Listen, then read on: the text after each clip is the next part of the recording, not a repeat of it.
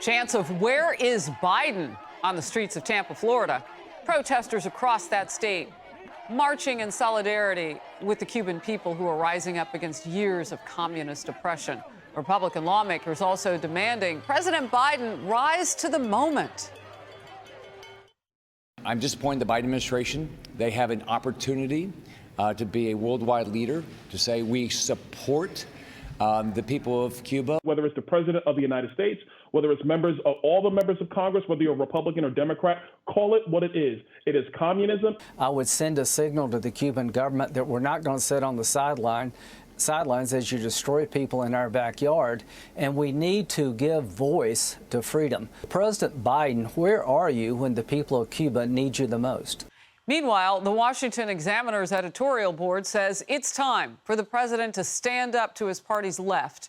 Quote, before this era of all-out leftism among Democrats, their party's politicians used to show proud anti-communist colors. Today, it takes more courage for Biden to do the right thing than it did for JFK.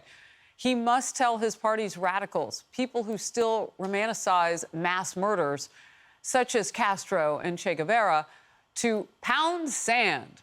Liberty demands no less, end quote. John Kennedy, Republican senator from Louisiana. Good to see you today, Senator. First of all, I just want to get your top-line thoughts on what's playing out and how the White House fits in.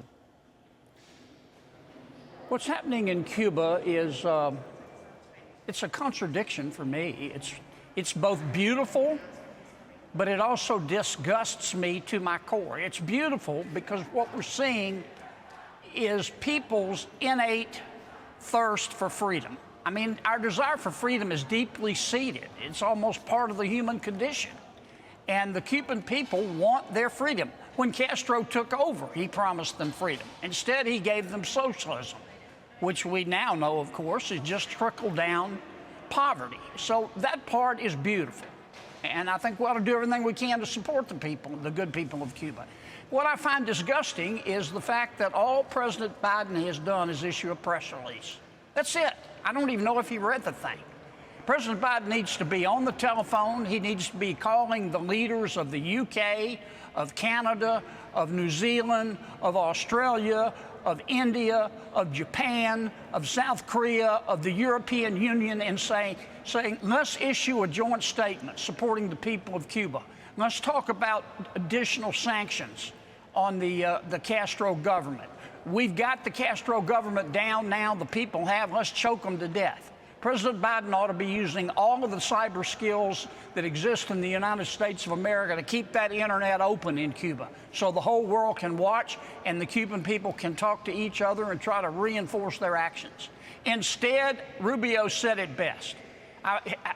I'm going to paraphrase. He said, I wish President Biden would spend 1/10 of the time helping the people of Cuba that he's spending spreading fairy tales to the American people when he says that the Texas voting rights statute is the worst thing that happened to America since the Civil War, in which 700,000 Americans were killed.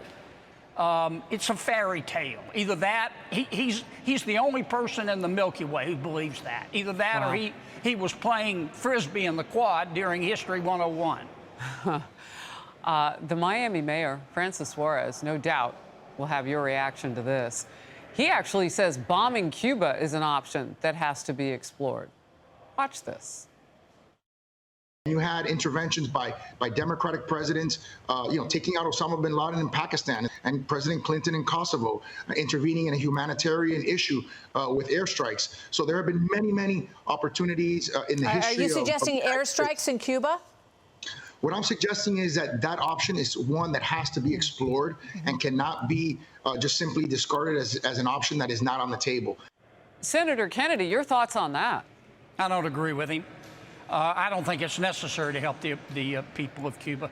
I think the best way to help the people of Cuba is to marshal the freedom-loving sources across the world in all of the countries that support freedom, get together, hit the Castro government with additional sanctions and get that internet open. And never let up. Never let up. Don't just issue a press release. President Biden ought to be talking about it 3 times a day and twice on Sunday.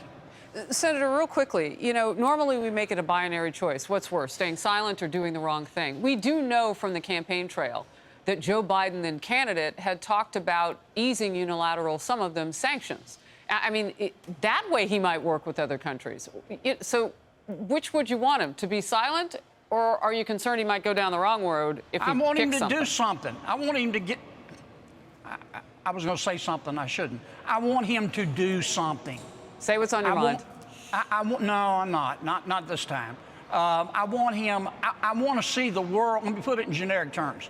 I want to see the leaders of the free world, not just America, but all freedom-loving countries, get up off their ice-cold, lazy butts and support the people of Cuba, not just with a press release, with sanctions, with their cyber skills, and do it repeatedly. Now, we've got the Castro government down. Let's choke them to death. Got it. All right, we'll get to this. A small school district in California reportedly is planning to spend $40 million on teaching what they call ethnic studies to high school students, with consultants training teachers on the new curriculum at a cost of $1,500 an hour. It's the Hayward Unified School District. And in June, it became the first in the state to officially adopt that new curriculum, promising in a press release. So we're not guessing about this. They put it in writing. It will be informed by and include critical race theory. Democrats and many teachers deny CRT is actually being taught in our schools. $40 million to put it in Hayward. Senator. In March of 2020, we gave California $2 billion for its elementary and secondary schools. That's $2,000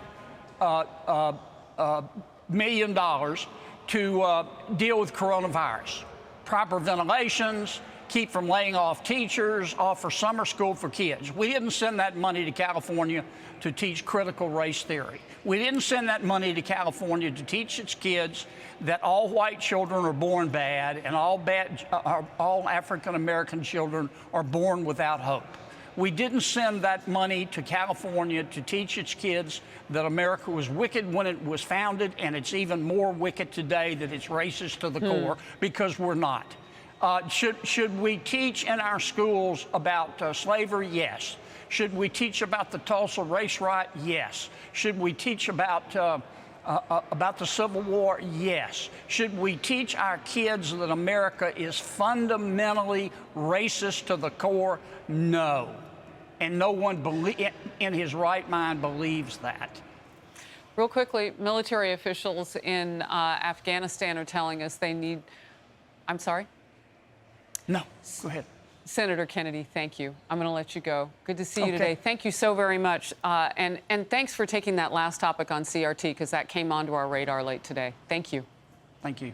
Hi, everyone. I'm Brian Kilmeade. I want you to do me a favor. I want you to click to subscribe to the Fox News YouTube page. This is the only way that I know for sure that you're not going to miss any great commentary, any great news bites, any great interviews coming your way on Fox. You can get it all here on YouTube. So subscribe right now.